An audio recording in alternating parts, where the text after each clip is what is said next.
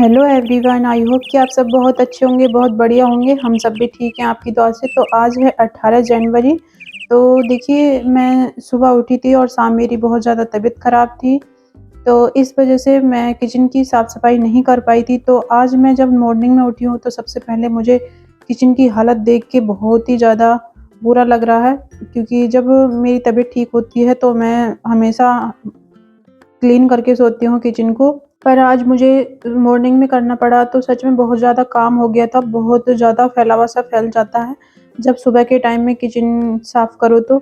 तो देखिए, kitchen clean कर दिया है और जो कप लगे हुए थे नीचे वो भी मैंने ऊपर लगा दिए हैं, आप देख सकते हैं। पर बहुत ज़्यादा मतलब अच्छा हो जाता है जब शाम को क्लीनिंग हो जाती है। उसके बाद में फिर मैंने बनाया था नाश्ता, तो नाश्ते में बनाऊँगी मैं हेवी नाश्ता करूँगी आज, थोड़ा-सा ब्रेड पकौड़े। तो हाँ, देख लीजिए, मैं ब्रेड पकौड़े बना रही हूँ और फिर इन्हें चाय नाश्ता करवा दूँगी। और आर्यन बहुत ज़्यादा खुश है जब देख रहा है कि हाँ, ब्रेड पकौड़े बन रहे हैं। तो ऐसी-ऐसी चीज़ों से बच्चे बहुत ज़्यादा खुश हो जाते हैं और संग में इनके डैडी भी बहुत ज़्यादा खुश रहते हैं। इन्हें भी बहुत ज़्यादा शौक है इन चीज़ों का। और इधर मैं बना रही थी खट्टी चटनी और इतने वो तल रहे थे। तो चटनी मैं हरी चटनी बनाऊँगी और इमली भी डाल दी है मैंने इसमें। सच में बहुत ही ज़्यादा लाजवाब बनती है इस तरीके से खट्टी चटनी बनाओ तो। धनिया भी डाल दिया और इमली भी और बाकी सारे सामान। तो बहुत ज़्यादा टेस्टी बनी थी चटनी। और मीठी सॉस है आर्यन के लिए। आज थोड़ा इसका स्वाद लिया है तो थोड़ी जीभ थमी है। 2 ब्रेड तो मैं बनाते बनाते ही खाए गया। बनते बनते ही 2-3 ब्रेड पेल दिए मैंने। और तीसरा ये देखो, ये मेरे मुंह में जा रहा है, देख लो।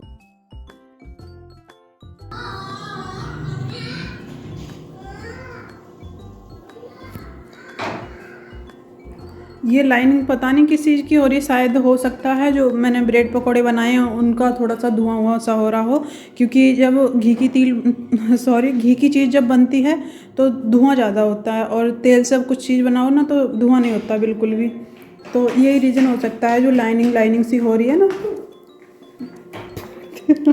कितनी तेज़ मारा है।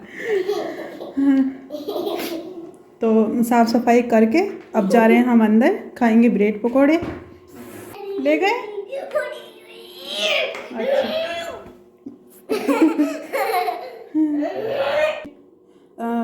ये सारी चीज़ रखी हैं इधर, मलाई वगैरह, आलू की पिट्ठी, ब्रेड। एडवांस रख के रखते हैं ब्रेड, जिससे कि जब ज़रूरत पड़े जब ले लें। इसमें गुलाब जामुन है, तुमसे खाई ना गए बेटा, ये बरसों बीत जाएंगे इसे ऐसे ही रख के चलो। और ये है ड्राई फ्रूट्स का डिब्बा।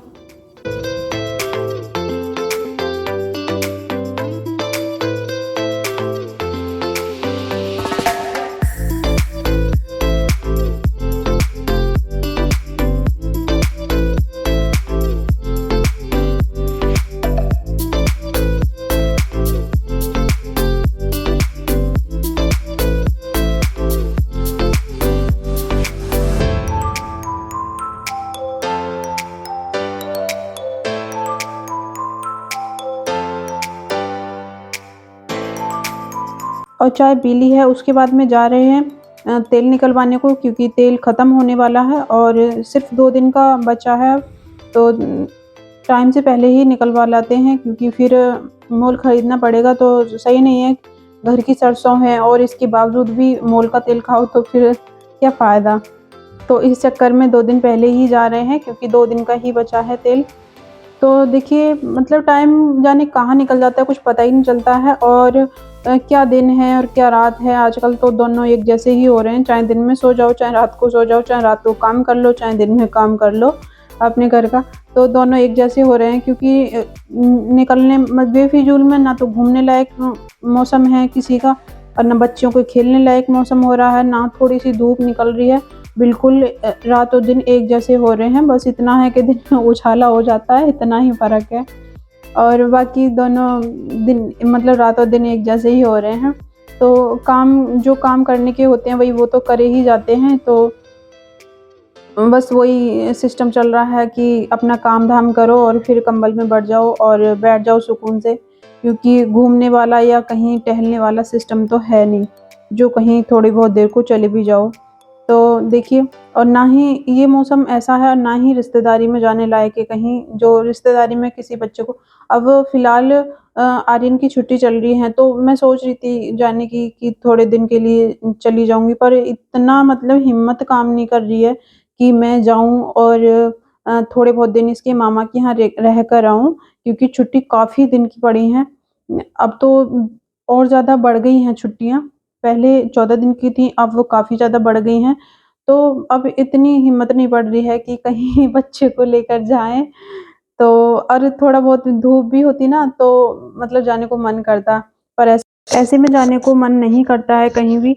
तो देखिए, तेल निकलवा के ले आए हैं और बहुत ज़्यादा खुशबू आ रही थी तेल में, और बहुत ही ज़्यादा मतलब अलग-सा ही रहता है, जैसे पहले के दिन याद आ जाते हैं जब मम्मी-पापा के दिन थे। तो ऐसी खुशबू आती थी ऑयल में से, बिल्कुल फ्रेश-फ्रेश सी, लेकिन अब जो मोल के तेल आ रहे हैं तो उनमें तो इतनी खुशबू नहीं आती है। और ये खल मैं इसलिए तोड़ के देख रही थी, बहुत ज़्यादा गर्म हो रही थी और सॉफ्ट भी हो रही थी। तो ये बोल रहे थे कि इसे तोड़ दे, लेकिन मैंने कहा चलो ऐसे ही रहने दो। फिर इन्होंने बताया था कि अगर इसे ऐसे ही रहने देंगे तो इतनी-इतनी बड़ी ही रह जाएगी ये, और फूलने में दिक्कत करेगी थोड़ी-सी। तो फिर इन्होंने इसे तोड़ दिया था, बिल्कुल मतलब अच्छा कर दिया था छोटा-छोटा, और इसे खुला छोड़ देंगे जिससे कि ये मतलब इकट्ठी सी ना हो जाए, इसका गोल-गोल सा ना बन जाए लड्डू सा।